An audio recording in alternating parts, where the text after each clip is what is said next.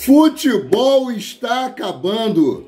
Não vem mais ninguém nessa janela de transferência. Podem tirar o cavalinho da chuva. Eu explico melhor no decorrer do vídeo. Saudação rubro-negra para a maior e melhor torcida do mundo, a torcida do Mengão. Eu venho chegando nessa manhã de quarta-feira, dia de jogo do Flamengo, recheado de informações.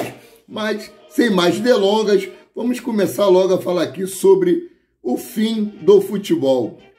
Não tem mais condições de continuar dessa maneira. O jogador do São Paulo ontem reclamou por ter recebido o cartão amarelo no jogo entre São Paulo e Corinthians. Corinthians que venceu o São Paulo por 2-1 ontem e aí sai na frente, né, nas semifinais da Copa Libertadores da América. O Corinthians venceu lá no Itaquera, né? E o Luciano, que fez o gol aí do São Paulo, foi comemorar o gol, né? Só tinha a torcida do Corinthians, que em São Paulo tem essa situação aí de torcida única. E o árbitro deu cartão amarelo para o Luciano, e o Luciano aí citou até Gabigol.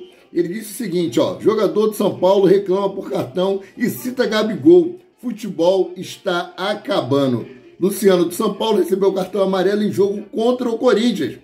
Na noite da última terça-feira, ontem, marcou o início da fase de semifinal da Copa do Brasil, com o confronto entre Corinthians e São Paulo. O time alvinegro levou a melhor, vencendo por 2-1. Além do placar adverso, o atacante Luciano teve um outro motivo para lamentar: um cartão amarelo recebido ao contestar a decisão da arbitragem. O jogador citou o Gabigol do Flamengo. Abre aspas: quero dar parabéns ao Wilton Pereira Sampaio, o árbitro. Só tem torcida do Corinthians. Eu não posso comemorar o gol? Outro dia aconteceu com o Gabigol na Arena da Baixada contra o Atlético. O futebol está acabando, está perdendo a alegria por causa disso. A gente não pode comemorar um gol. Parabéns para o Wilton. Fecha aspas, disse o atleta aí em entrevista à TV após o término do jogo. Cara, nós somos hostilizados pelas torcidas adversárias, nós hostilizamos a torcida adversária, isso tem que acabar. O futebol está acabando dentro e fora de campo. Temos que nos conscientizar que nós estamos ali para assistir um espetáculo, estamos indo ali para torcer, estamos indo ali para incentivar o nosso time. Tem que acabar com isso. Outro fato lamentável que aconteceu foi que Léo Moura estava lá também assistindo ao jogo e os torcedores do Corinthians reclamaram da presença do mesmo e falaram: esse cara não é corintiano, esse cara é flamenguista. E assim, a segurança do Itaquera teve que tirar o Léo Moura dali e levaram ele para um outro setor para poder assistir ao jogo. Cara, é um espetáculo, o cara é futebolista, ele cresceu nesse meio, ele estava ali para prestigiar o espetáculo, não estava para torcer contra o Corinthians ou a favor do São Paulo, ou contra o São Paulo a favor do Corinthians. Tem que acabar com isso, tem que acabar com essa palhaçada, essa babaquice. Então, vamos trocar aqui de assunto, vamos falar aqui sobre mercado de transferência. No meu ponto de vista, Amaury de Paula, o PQD, o paraquedista rubro-negro, não vem mais ninguém nessa janela de transferência. Por que não vem mais ninguém, PQD? Explica essa parada aí. Eu vou explicar para vocês. O que acontece? O Flamengo, no início do ano, estava tentando contratar o Ângelo dos Santos. Ficou aquele lenga-lenga todo para, no final, não conseguir trazer o jogador. O Flamengo contratou Luiz Araújo, contratou Alan e contratou Agostinho Rossi. Agostinho Rossi e Luiz Araújo foi antes mesmo da abertura da janela de transferência. Já tinha sido feito um acordo verbal e um pré-contrato havia sido assinado. Pronto, agora chegou essa janela de transferência. Flamengo veio negociando Nicolas de la Cruz junto ao River Plate. River Plate, como não queria reforçar um adversário direto na Libertadores da América, disse que só liberaria o atleta por 16 milhões de dólares, cerca de 77 milhões de reais. Flamengo achou caro, não vamos contratar o Nicolas de la Cruz, partiu para o Claudinho. Lembrando que essa negociação com o Nicolas de la Cruz já durava 4 meses, antes da abertura da janela de transferência. né? Aí partiu para cima de Claudinho. Claudinho vem se destacando lá no Zenit da Turquia, inclusive ontem no campeonato turco, ele deu uma assistência e fez um gol ali que deixou o goleiro sem pai nem mãe. Eu vou deixar as imagens para você assistir aqui. Sigam aí com o gol de Claudinho pelo Zenit ontem, pelo campeonato lá da Rússia. Марио в этой атаке Ахмата вернулся на позицию в оборону и тут же разгоняется, поднимается повыше Марио. И если его увидит и будет перевод на другой фланг, может быть интересно. Уже теперь Ахмат не добегает в оборону. Кассьера, Клаудиньо здесь рядом. Вот, классно вкатывает Клаудиньо. Ох, это шедевр! Это просто красиво! Это на самом деле красивый футбол. И Клаудиньо делает счет 2-0. Это стоило увидеть вживую. Красота. И не стал догонять мяч.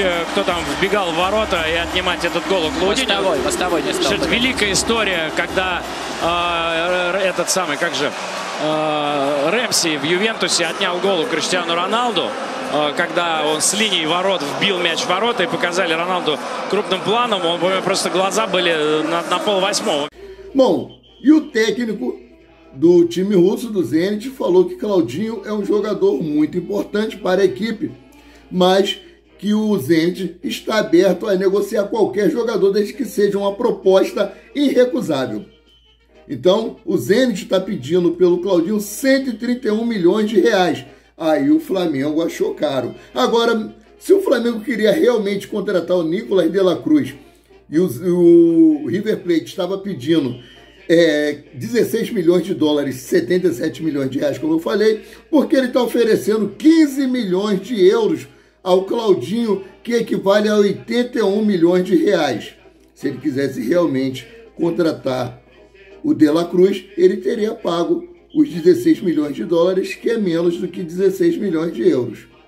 Então, seguindo aí, a diretoria do Flamengo havia dito que não contrataria o Wendel.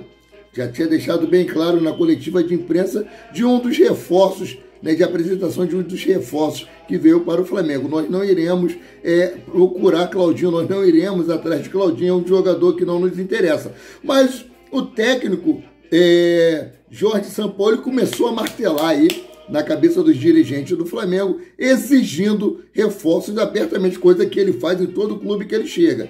Ele pede um time inteiro de reforços. E o Flamengo decidiu partir para contratar o Claudinho, o Wendel, desculpa. O Wendel, o técnico do Zenit, falou que ele precisa entrar em forma e procurar um novo clube, ou seja, deixando bem claro que não conta com jogador no elenco do Zenit.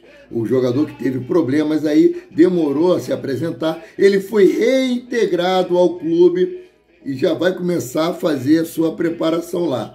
Já é uma negociação menos difícil para o Flamengo. Só que o valor que o Flamengo ofereceu ao Zenit, se eu não me engano, 66 milhões de reais, está abaixo daquilo que o Zenit quer. O que vai acontecer? O Zenit vai jogar esse valor lá para cima e a diretoria do Flamengo vai dizer a mesma coisa. Ah, tá muito caro, nós não vamos contratar o Wendel porque o clube está dificultando a nossa vida. Claudinho pode esquecer.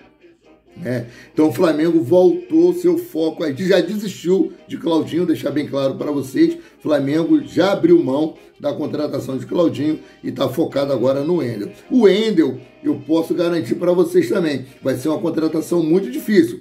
O próprio Vene Casagrande, falou que ele está mais próximo do Flamengo do que o Claudinho, como eu falei, já abriu mão. Mas o Flamengo, se não conseguir contratar o Claudinho, ele já pensa em contratar o De La Cruz pela multa rescisória do atleta, 16 milhões de dólares. No final das contas, eu acho que não vai vir ninguém dizer que a janela de transferência do Flamengo foi ruim. Não foi ruim. Porém, aquela expectativa que nós estávamos tendo do Flamengo conseguir contratar um reserva à altura para poder ali substituir o nosso querido Arrascaeta, eu acho que vai por água abaixo.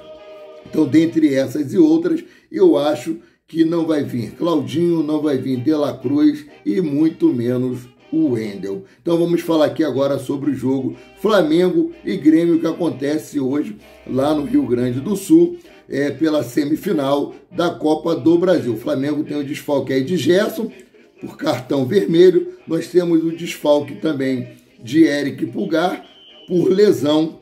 Então esses são os desfalques do Flamengo para esse jogo de hoje. E também temos Davi Luiz, que sentiu um incômodo na coxa e não foi nem relacionado para poder viajar com o elenco rubro-negro. Então, eu vou trazer aqui para vocês a provável escalação do Flamengo mediante a esses 3 desfalques que nós vamos ter para hoje. Começar aqui pela provável escalação do Grêmio, que é o mandante do time, né, do campo, né, mandante do jogo. Renato Gaúcho terá o retorno aí de Vila Sante, poupado no fim de semana pelo Brasileiro com desconforto muscular. E Soares também pode ser outro acréscimo. O uruguaio também não jogou contra o Atlético Mineiro e segue como dúvida. E o camisa 9, quem relata o tamanho das dores. Renato vai repetir, né, o sistema de jogo com 3 zagueiros. Provável escalação: Gabriel Grando, Bruno Uvini, Bruno Alves e Kahneman, João Pedro, Vila Sante, Carvalho, Cristaldo, Bitelo e Reinaldo, Luiz Soares ou Andrade Henrique ou Ferreira. Tá nessa dúvida aí o time do Grêmio, né? No caso do Flamengo, o último treino seguiu o mistério, né? Como é de costume do argentino, a ausência de Davi Luiz coloca Fabrício Bruno como titular novamente ao lado de Léo Pereira. Sem Pulgar lesionado e sem Gerson suspenso com o meio campo, deve ser formado aí por Alan e Thiago Maia. Felipe Luiz também pode ser surpresa na lateral esquerda e Bruno Henrique deve seguir no ataque. Provável escalação do Mengão: Matheus Cunha, Wesley, Fabrício Bruno, Léo Pereira, Ayrton Lucas, Felipe Luiz ou Alan, Thiago Maia, Everton Ribeiro, Arrascaeta, Bruno Henrique e Gabigol. Exatamente, e o nosso garoto Pedro no banco de reserva, né? A arbitragem desse jogo aí: Rafael Claus, FIFA de São Paulo, assistente número 1 e assistente número 2, Bruno Boichila, da FIFA do Paraná, e Guilherme Dias Camilo, FIFA de Minas Gerais. O VAR fica por conta de Igor Júnior Benevenuto de Oliveira, da FIFA de Minas Gerais. O quarto árbitro é João Vitor Gobi, de São Paulo. A partida será transmitida aí ao vivo pela Rede Globo TV aberta, Sport TV, Premiere e Prime Video. É isso aí, galera. É isso aí a situação, as prováveis escalações para o jogo de hoje, né? Flamengo iniciando aí mais um jogo importantíssimo, o jogo que pode dar um alívio para o Flamengo. Flamengo que, como diz aí o Renato Maurício Prado, que o Flamengo tem priorizado as Copas. E pelo que tudo indica, realmente é isso que tem acontecido, porque já foi estipulado o valor aí da metade da premiação da Copa do Brasil para o elenco do Flamengo, caso eles consigam aí conquistar esse título. E assim, mais uma vez, o Campeonato Brasileiro vai sendo deixado de lado. Eu andei sumido um pouquinho, porque essas notícias de jogador que o Flamengo está contratando, deixando de contratar, repetitiva, que não leva a lugar nenhum, a gente vai acabando se passando por mentiroso, né? Desculpa por conta disso, que a gente vai atualizando vocês a cada nova informação. Então, vim trazer essas informações do jogo de hoje e eu fico por aqui, voltando a qualquer momento com mais notícias sobre o rubro-negro mais querido e mais amado do Brasil e do mundo, o Clube de Regatas do Flamengo. Saudações!